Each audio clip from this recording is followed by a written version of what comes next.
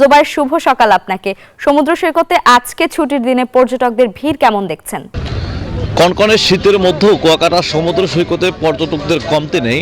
সকালে সূর্যোদয় দেখতে এই শীতের মধ্যে হাজারো পর্যটকদের পদচারণা ছিল। এখনও সৈকতে পর্যটকরা রয়েছে। পর্যটকরা সূর্যোদয় দেখার পরে সৈকতের বিভিন্ন স্পটে বিভিন্ন আনন্দে মেতেছে পর্যটকরা। এখানে কিন্তু দেখতেই পাচ্ছেন আমার সামনে কিছু পর্যটকরা রয়েছে, তারা আনন্দ উৎসবে মেতে উঠেছেন। সকালে আজকে অনেক দিন পরে, গত 2-3 দিন পরে স্পষ্টভাবে সূর্যোদয় দেখা গেছে, এজন্য পর্যটকদের মধ্যে আনন্দ উৎসাহ রয়েছে।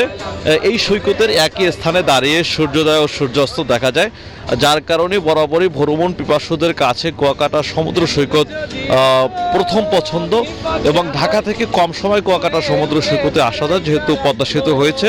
কম সময় আসা যাওয়ার কারণে সমুদ্র সৈকতে প্রতিনিয়ত ভিড় থাকে পর্যটকদের, বিশেষ করে শুক্রবার, শনিবার সরকারি যে ছুটির দিনগুলো রয়েছে, প্রত্যেকটি ছুটির দিনেই পর্যটকদের ভিড় জমিয়ে থাকে এই সৈকতের এলাকায়। এখানকার যে সমুদ্র সৈকতের আশ্রে পড়া ঢেউ, এই ঢেউ দেখলে মনে হয় যেন কোনো চিত্রশিল্পীর অঙ্কন করা, এবং এই ঢেউগুলো মনোমুগ্ধকর দৃশ্যগুলো দেখতে পর্যটকরা ছুটে আসেন কুয়াকাটা সমুদ্র সৈকত। এখানকার যে লাল কাঁকড়ার চল রয়েছে, প্রাকৃতিক সৌন্দর্যের অপরূপ লীলাভূমি রয়েছে, এই সৌন্দর্য উপভোগ করতেই কিন্তু পর্যটকরা চলে আসেন।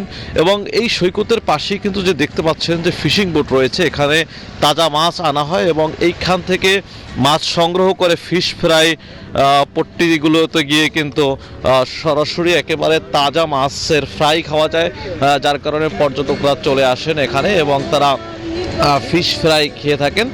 সব কিছু মিলে কুয়াকাটা সমুদ্র সৈকতে এই শীতের মধ্যেও পর্যটকদের উপচে পড়া ভিড় রয়েছে। এতটুকু ছিল কুয়াকাটা সমুদ্র সৈকত থেকে আমার কাছে এই মুহূর্তের সবশেষ।